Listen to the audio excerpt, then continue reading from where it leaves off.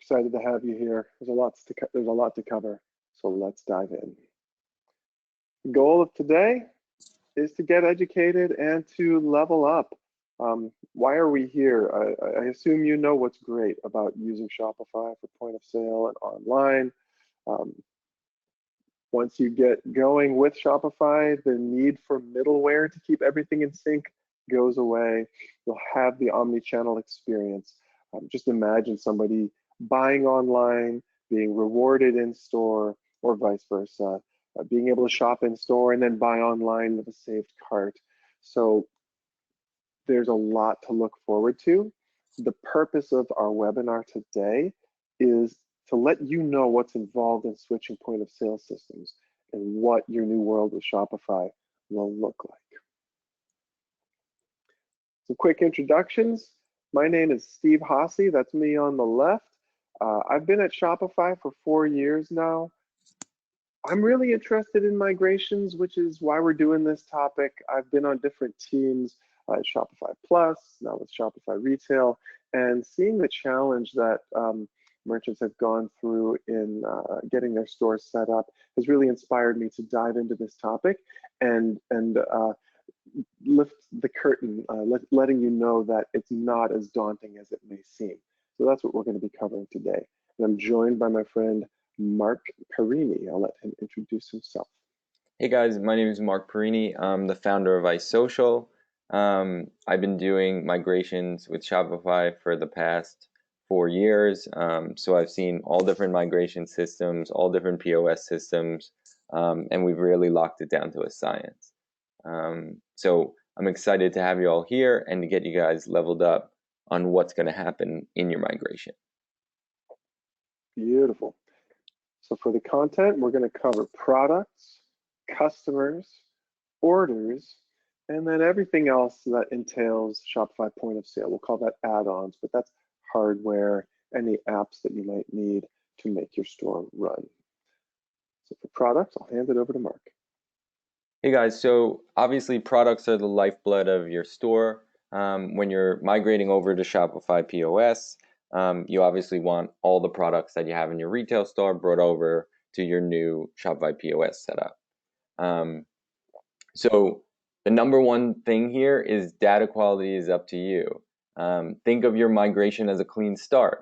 Use this as an opportunity to update your inventory and get a handle on your store's back office. We all know when inventory time comes around, there's always a lot going on, there's chaos and that sort of thing. You can use this as a time, as a starting point for the new upgraded system. This is good for your business, and think about it just like a juice cleanse. And it's always best to do this cleanup before moving to Shopify. So we want to make sure that we're getting everything that we want cleaned up on your old system and then bringing over only the clean data into Shopify, because good data in equals good data out. So now, in terms of the next steps, you want to first and foremost download all your products. So you're going to go into your old system, into your old POS system, download every single product that's in there, and see what kind of state they're in. Do you have all the columns that you need? Do you have the inventory on one file? Or you're going to have to combine a file with another file. This is the time when we want to clean everything up and make decisions on, do we need to bring over 10,000 products, or can we limit this down to 5,000 products? Should we bring over the stuff that has zero inventory, or shouldn't we? So a fun little hack that we like to use is we like to use Google Sheets to transform our files. And the reason for that is you'll have history and revisions of the file. So if there's changes that are made that you want to go back to, you can always do that. And what's nice about Google Sheets is everybody's got access. So as long as you have a Gmail account, you can use Google Sheets to help transform your file. Now, we're going to throw around the word CSV a bit. This is nothing that's scary. It just means it's a simple spreadsheet. So all CSV means is it's a comma separated values, but all that means to you is you can throw it into an Excel file or a numbers file and open it up. That's all that means. So when we're going through this process, we want to make sure that all the fields are present. Do you have the SKUs?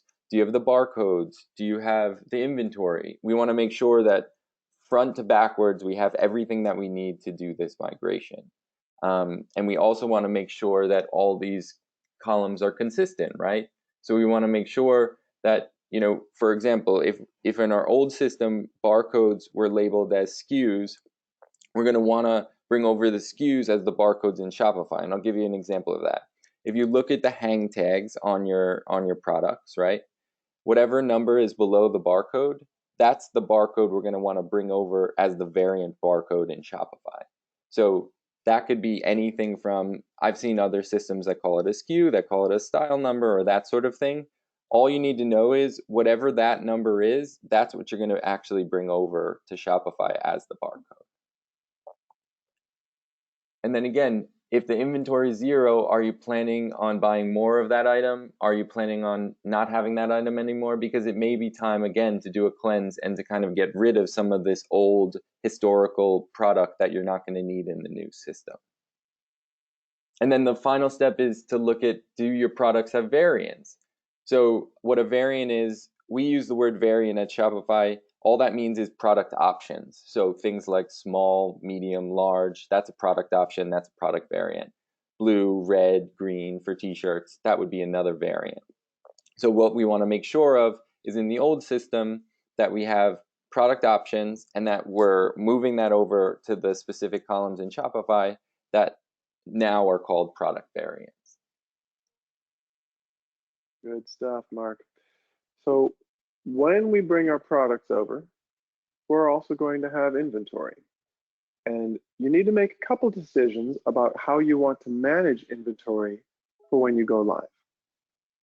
During the migration process, we'll be able to bring over your inventory numbers, but if you're just kind of thinking the thing through, you're going to be selling as you're also doing the migration. So you want to make sure that the day you cut over to Shopify, your inventory is accurate. There's a couple different ways that you can do that. The first is to use a spreadsheet download from the Shopify inventory section. You just click on products, click on inventory, click export, use Google Sheets, and then you can update all your inventory values on that spreadsheet. Pretty simple. Another way is to do a stock take in an app. As part of the Shopify retail bundle, you get Stocky, which is an app by Shopify. It's a free app. And when you use Stocky, you can do a stock take using that app. So it's different than a spreadsheet. It's a little bit more guided and a little more, can handle more complexity. And the final method is if you have a connector between your old point of sale and Shopify, whether it's SKU IQ, Accumula, something custom, then that connector will already be syncing your inventory and you won't even need to worry about this. So now we're going to talk a little bit about gift cards. As a retail store and an e-commerce brand, gift cards are a huge part of your business. So there's two ways that you can migrate gift cards over to the new Shopify POS system. One way is to manually issue gift cards. So you can actually go into the gift card section. It's under products and then gift cards.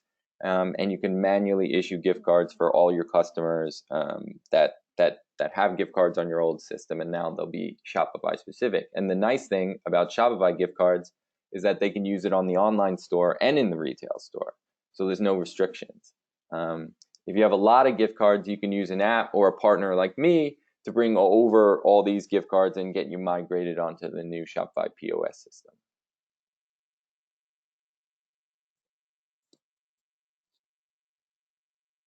Okay, so let's talk a little bit about customers. So obviously, everybody has a bunch of customers that they've kept in their old POS system. We want to bring those over to the new Shopify POS system.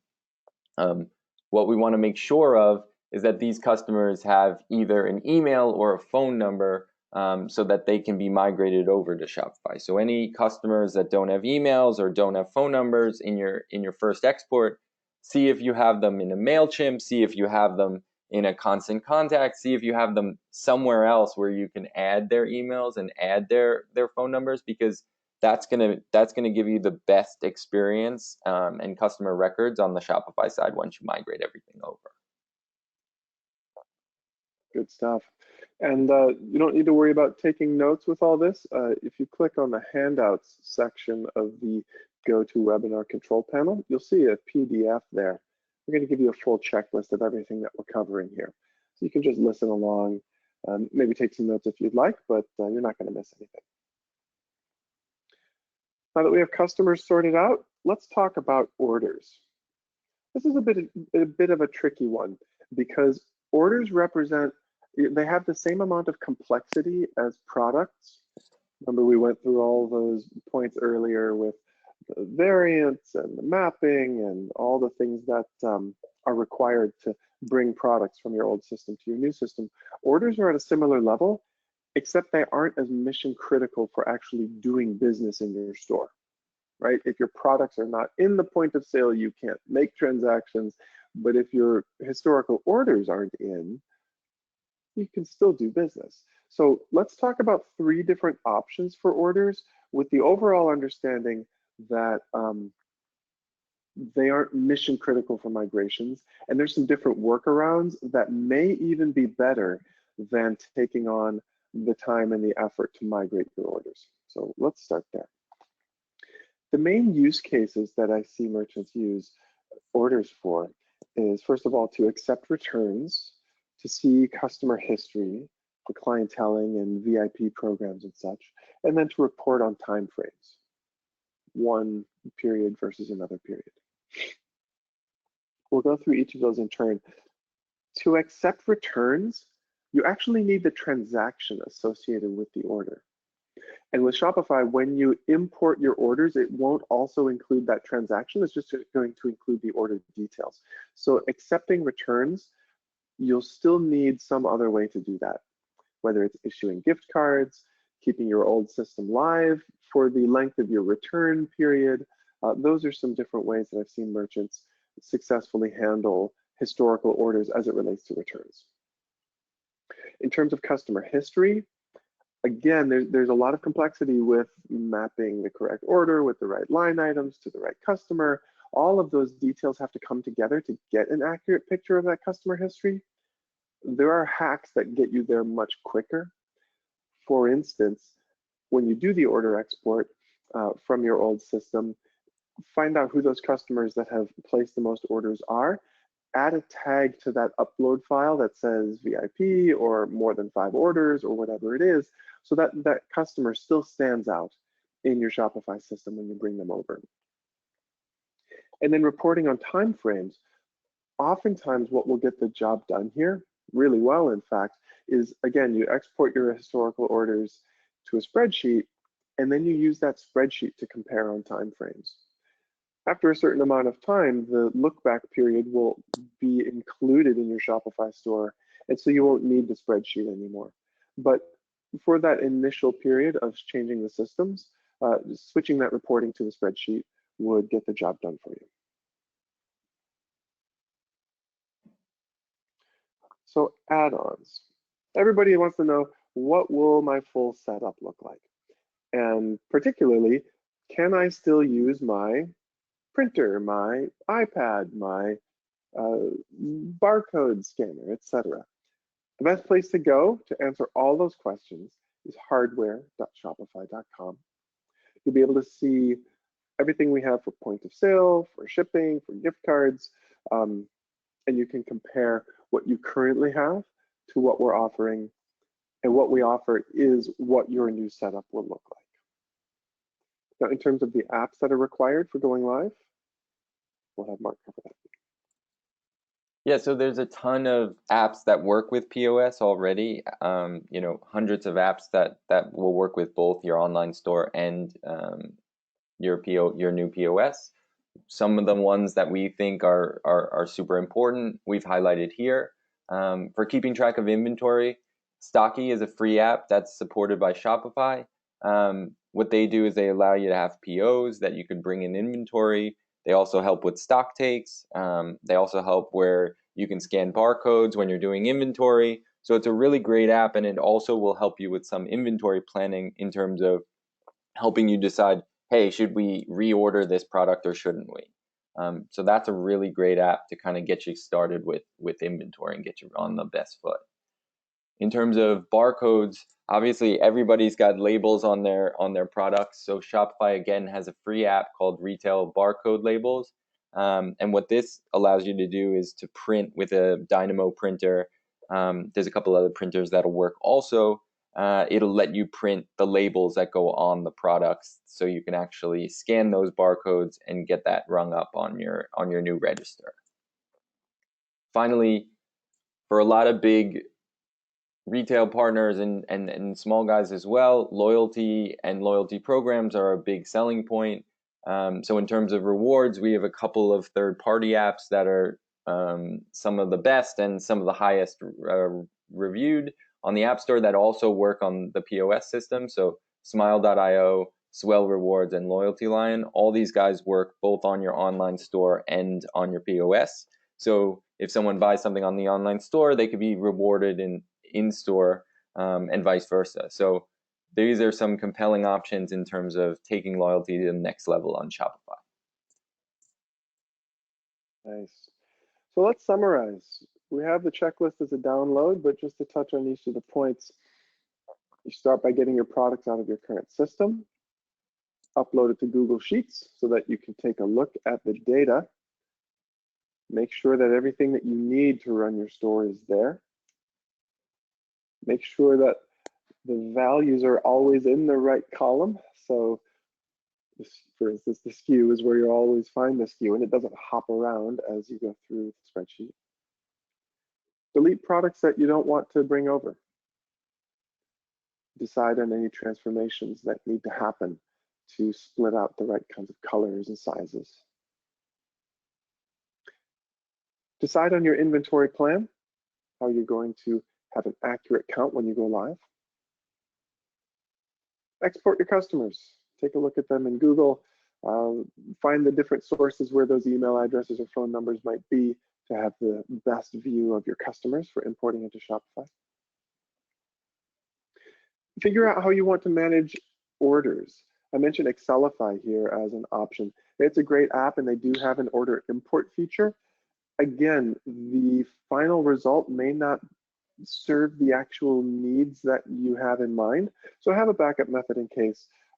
You can also work with a partner like Mark to go in more depth on order import so that you can have that full historical view if you need that in Shopify.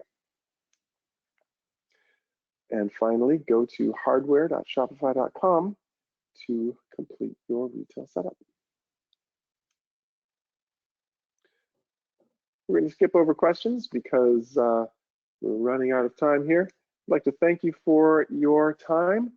If you do have any questions, anything you want to hit us up with, just email retail-onboarding@shopify.com and we will respond with answers to your migrations questions.